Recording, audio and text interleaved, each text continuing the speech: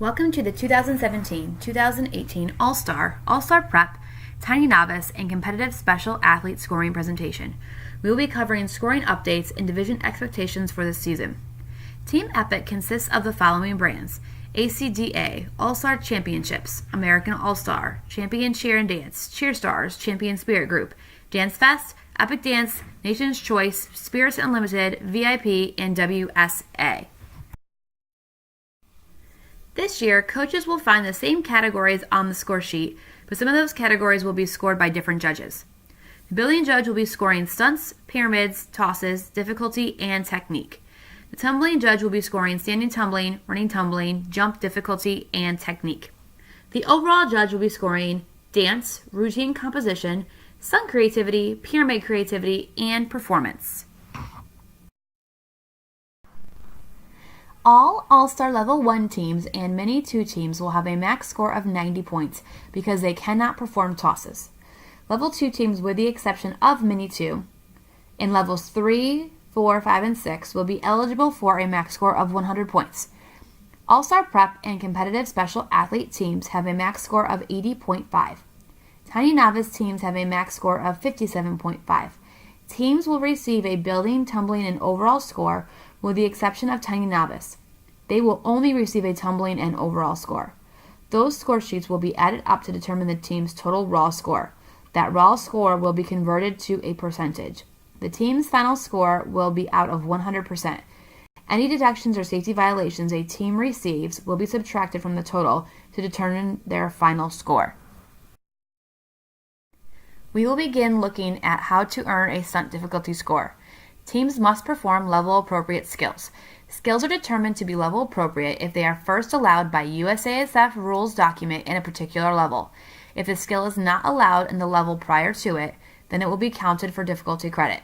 For a skill to be considered Level 5 appropriate, it must exceed Level 4 skills, but does not have to exceed Level 5 restricted skills. For Level 6 stunt difficulty, all Level 5 and 6 building skills will be considered for scoring difficulty. However, at least 2 different Level 6 skills are required to score in the high range. Competitive Special Athlete teams will receive level-appropriate difficulty for competing any Level 1 or Level 2 skill by most. Stunt skills will receive credit if they are performed by most of the team. Looking at the right side of the screen, you will see a chart. First, you need to identify the number of athletes on the team. Then look to the column beside it to determine the minimum number of groups that must perform the skill set to receive credit. That number of groups must perform the skill simultaneously or in a ripple to receive credit. Teams will receive a score from 3 to 5 points. Teams that perform 1 to 3 level appropriate skills, only non-level appropriate skills, or multiple level appropriate skills not by most will receive a score from 3 to 3.5. Teams that have most perform a minimum of 4 level appropriate skills and no elite level appropriate skills will receive a score of 3.5 to 4.0. Teams that perform 1 elite skill and at least 3 level appropriate skills will receive a score from 4 to 4.5. And teams that have most perform 4 level appropriate skills with at least 2 of those being elite will score in the 4.5 to 5.0 range. Keep in mind that these requirements simply make a team eligible for the range. Once in the range, the judge will compare that team's sequence to the teams of the same level to determine their score. This system is a comparative scoring system. Performing additional level appropriate or elite level appropriate skills can potentially raise your team within the range. Performing the sequence with less bases or with quicker timing can also increase your score within the range. All-Star Prep teams and Competitive Special Athlete teams are only eligible to receive the highest score of a 4.0. These teams are not required to perform elite skills, but may if they want to. Tiny Novice teams are not allowed to perform any building skills. Here you will find a list of elite skills for All-Star teams levels 1 through 4. Each team must have most perform 2 elite skills along with 2 level appropriate skills to be eligible for the high range in their division. Pay attention to how the skills are beginning and landing. Some skills can land on 2 feet, some can land on 1 foot, and some must land in a body position. If the elite skill states that the skill can land in a 1-leg stunt, then the flyer will receive credit if they land in a lib or other body position. If the elite skill states that the skill must land in a body position, then if a flyer lands in a lib, the skill will not count. A body position would be any time the working leg is away from the post leg. For example, a stretch, scale, arabesque, bow and arrow, scorpion, or chin-chin would be examples of this. Epic will be following USASF legality judge training verbiage. Keeping that in mind, for twisting, judges will be looking at the hips of the flyer at the bottom of the dip, and the hips of the flyer at the end of the twist to determine the rotation. For inversions, judges will be looking to see if the flyer is inverted at the bottom of the dip. At the bottom of the dip, the flyer must have 1 foot above his or her head and shoulders below waist to count for an inverted transition. Here you will see the elite skills for Youth 5, Restricted 5, Level 5, and Level 6 All-Star teams. Teams that are unsure of whether the skill in their routine will count for elite credit should send a video to the EP's Director of Scoring for verification. These stipulations are not new, but need to be emphasized. They have been used for the past 2 seasons at Epic events. Teams must follow these stipulations to receive elite credit. In Level 1, 2, and 3, at the beginning of the tick-tock, no one can be holding under the foot in which the top person is switching onto in order for the skill to be given elite credit. When a top person is standing in a lib and someone is holding under the foot of the lifted leg, then the person is technically being supported by 2 feet. A true tick-tock goes from 1 foot to 1 foot. Therefore, for elite credit, no one should be holding under the foot in which the top person has lifted. It is acceptable, however, for a base or spotter to be holding onto the ankle in order to ensure that USASF rules, since D, is followed during the tick. During the tick, someone must be hanging onto the flyer. For levels 1 through 6, in order to receive elite credit for twisting skills, release twisting skills, and inverted twisting skills, the skill must be performed in continuous motion with the base and the top person completing the skill simultaneously. Once the top person has landed at the final level, any additional walking by the bases will not be added on to determine the final degree of twisting. Legal skills that do not adhere to the stipulations above will receive level appropriate credit instead of elite. All-star teams will receive a stunt quantity or a co-ed quantity score. They will not receive both. A co-ed quantity score will only be given to Senior 3, Senior 4, Senior 5 co-ed teams, as well as international co-ed 5 and 6 teams. All other teams will receive a stunt quantity score. All-star teams that are eligible for a stunt quantity score can receive a score from 3.5 to 5.0. Teams that do stunts but do not perform any elite or level appropriate skills will receive a 3.5. Teams that only perform level appropriate skills will receive a 4.0, 4.2, or 4.4. Teams that perform an elite skill will receive a 4.6, 4.8, or 5.0. The numeric difference is determined based upon the number of groups that perform the skill. If you look at the chart on the right, you can see the number of stunt groups that must perform the skill based upon the number of athletes that are on the floor. The numbers were derived based off of having a base, spotter, and top person. However, teams can achieve a quantity score by performing stunt skills using a single base, multi-base groups, or a multi-base with a front spot. At epic competitions, the number of bases, spotters, will not affect your quantity score, but it can affect your difficulty placement within the range. Senior and international co-ed teams will only be given a co-ed quantity score. To determine the number of co-ed stunts that are needed, you need to count the number of individuals who identify as a male on the team. Reference that number next in the chart to the right side of the screen. When you look in the column next to the number of males, you will see the number of co-ed style stunts minimally that must be performed. A co-ed style stunt may be performed by a male or female as a base, and a male or female may be the top person. A co-ed stunt can be assisted or unassisted by a spotter. On the left side of the chart, you will see scoring for assisted co-ed style stunts. And on the right side of the chart, you will see unassisted co-ed style credit.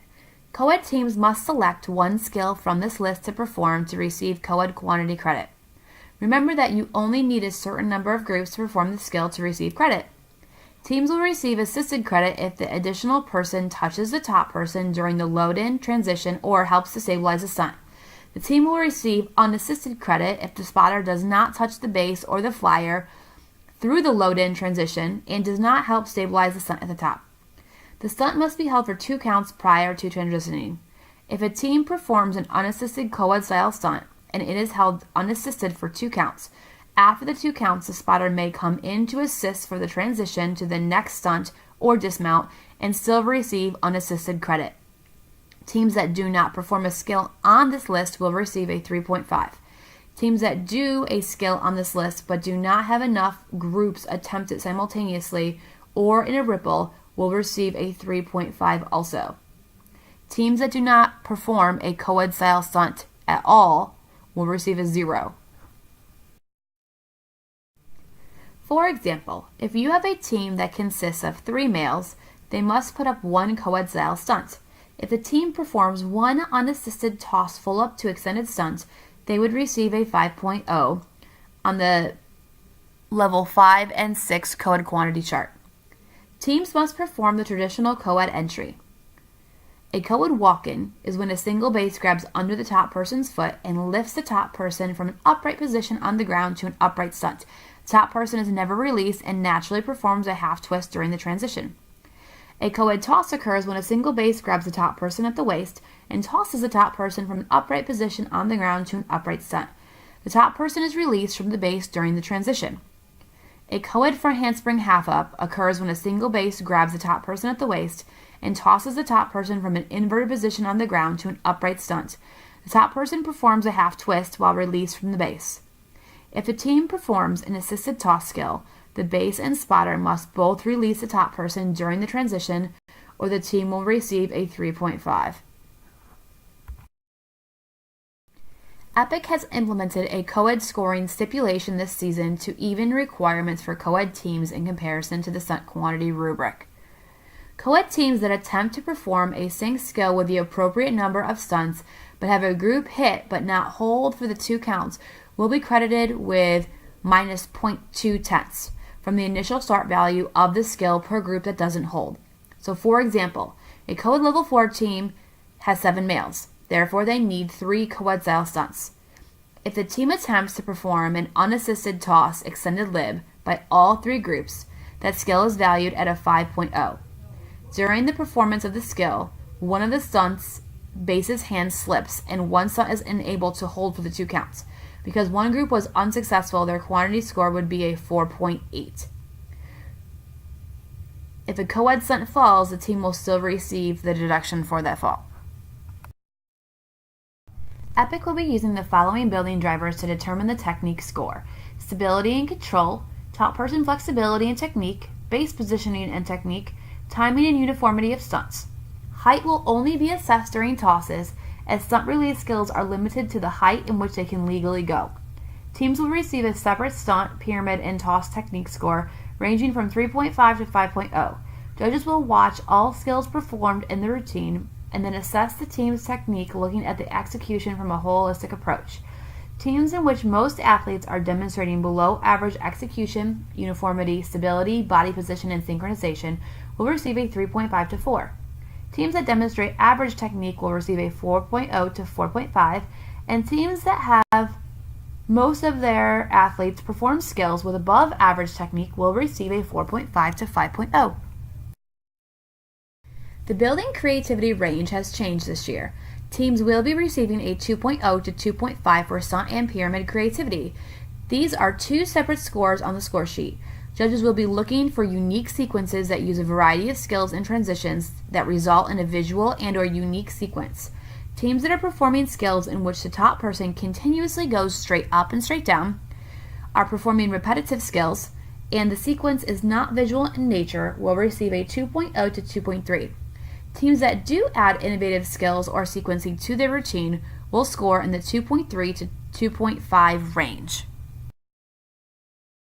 USASF definition of a pyramid is 2 or more connected stunts. USASF stunt definition is any skill in which a top person is supported above the performance surface by 1 or more persons. A team cannot minimally score a 3.0 unless they perform a pyramid and have 2 top persons touching at some point during the routine. The 2.5 is reserved for teams who have a top person connected to a brace or standing on the ground. A team will only receive a 0 if they make no attempt to have a top person brace. A team will receive a 3 to 3.5 if they have 2 flyers or top persons brace within the routine. A team will receive a 3.5 to 4.0 if they have 2 level appropriate skills and at least 2 structures. A team will receive a 4.0 to 4.5 if they have 3 different level appropriate skills and 2 structures. A team will receive a 4.5 to 5.0 if they have 4 different level appropriate skills and at least 2 structures. The level appropriate skill only needs to be performed by one group to count. If the same skill is performed by multiple groups at the same time, they will still only get credit for one skill, but that can raise the team's score within the range. If a team does not perform 2 structures, they will be scored in the 3.0 to 3.5 range. Toss difficulty is not comparative. Teams will receive a flat score based upon the number of groups that do level appropriate tosses. Looking at the chart on the right, the coach needs to determine the number of tosses needed within the routine based upon the number of athletes on the floor. For example, if a team has 16 athletes, they only need to perform 2 tosses to receive majority credit. If you look at the toss difficulty chart, teams that have majority performed tosses will receive a 4.5 or 5.0. If the team decides to perform the 2 tosses synchronized or in a ripple, they will receive the 5.0.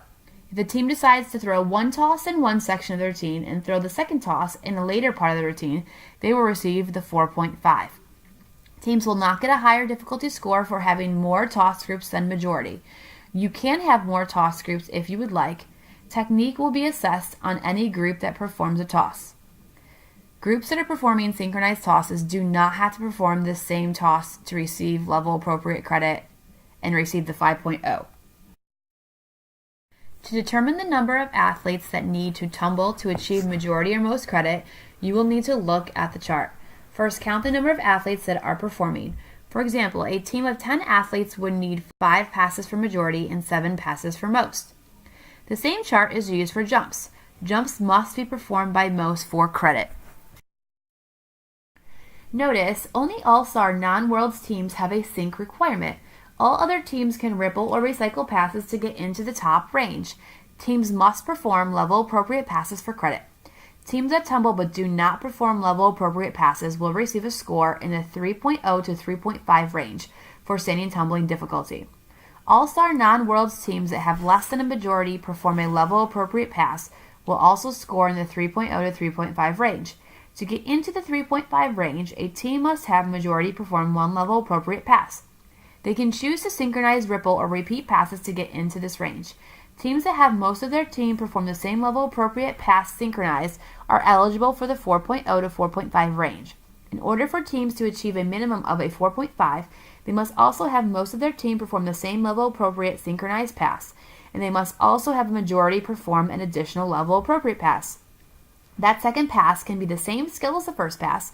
It can also be synchronized, rippled, or recycled passes. These are the minimum requirements to get into the range.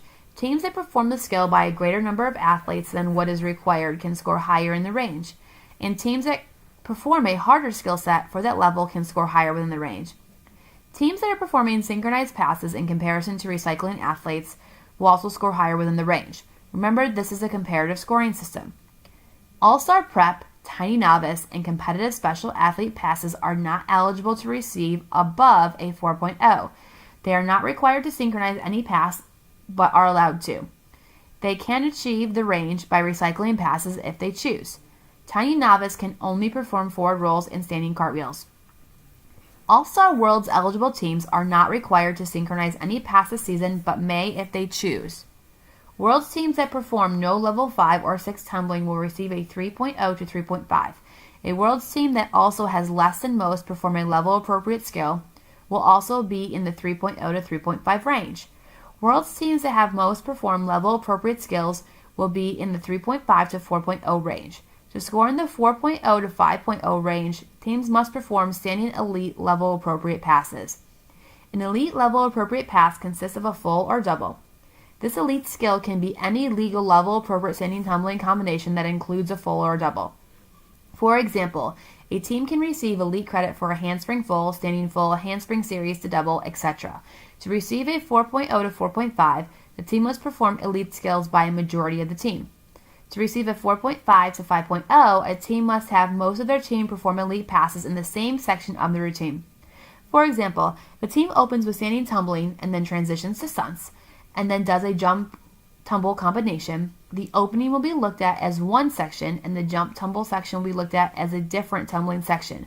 In order to achieve a score in the 4.5 to 5.0 range, the team must have enough elite passes in either the first section or the second section. The number of elite passes in both sections will not be added together. There are no sync requirements for any division in running tumbling. All running tumbling passes throughout the routine will be added up to determine if the team has the appropriate number of level appropriate or elite level appropriate passes. Elite passes are only required for Worlds teams. All-Star non-Worlds divisions that perform non-level appropriate skills will receive a score from 3.0 to 3.5. Teams that have less than a majority perform level appropriate passes will score in the 3.5 to 4.0 range. This includes teams that only perform one level appropriate pass. To get into the 4 to 4.5 range, teams must have a majority of the team perform a level appropriate pass. When most of the team performs a level appropriate pass, the team will score in the 4.5 to 5.0 range. Teams that can demonstrate a higher percentage of athlete participation or a harder skill set will score higher once in the range. All-Star Prep, Tiny Novice, and competitive special athlete teams can receive the highest score of a 4.0. These teams, similar to All-Star, only need one level appropriate pass to score in the 3.5 to 4.0 range. Tiny Novice teams can only perform running cartwheels. All-Star Worlds Division teams must have a majority of their team perform a level appropriate pass to receive a 3.5 to 4.0. If they have less athletes perform a level appropriate pass or perform skills that are not level appropriate, they will receive a score in the 3 to 3.5 range. When they have most perform a level appropriate skill, they will score in the 4 to 4.5 range. Teams can only score in the high range if they include elite level appropriate passes in their routine. An elite level appropriate pass is a specialty through to full, a double, or a specialty through to double. A specialty pass must include another airborne skill other than the full or double. Examples of airborne skills would be punch front, whip, brawny, or Arabian. This list is not exhaustive. Running tumbling elite skills will be counted cumulatively throughout the routine, unlike standing tumbling elite passes. Most of the team needs to perform 3 connected advanced jumps or 2 advanced jumps plus an additional advanced jump someplace in the routine to receive a 5.0 for jump difficulty. The jump sequence should include 2 types of variety. Types of advanced jumps are a toe touch, pike, front or side hurdler on either the right or left leg, and a double 9. Jumps must be connected by a whip approach. Tiny and mini age teams do not have to connect jumps to be eligible for the 5.0. They can perform 3 separate advanced jumps with 2 types of variety to receive the 5.0. Teams that do not include the 2 types of variety will receive a score lower than 5.0. The highest score a prep, tiny novice, or competitive special athlete team can receive is a 4.5. Within those divisions, teams must perform 2 advanced jumps within the routine. They do not have to connect their jumps and can perform the same type of jump. Judges will be assessing jump and tumbling technique by looking at all of the skills performed throughout the routine. Judges will be looking for appropriate fluidity, power, and speed of the skills chosen to perform, body control within the pass and upon landing, timing, uniformity, and body positioning when tumbling. Is the athlete's core, arms, head, legs, chest, and toes in the appropriate place? Judges will be assessing height, control, flexibility, leg and hip placement, arm and chest placement, as well as synchronization as jump drivers. Teams that have most athletes demonstrate below average execution, uniformity, body positioning, synchronization, and power will score in the 3.5 to 4.0 range.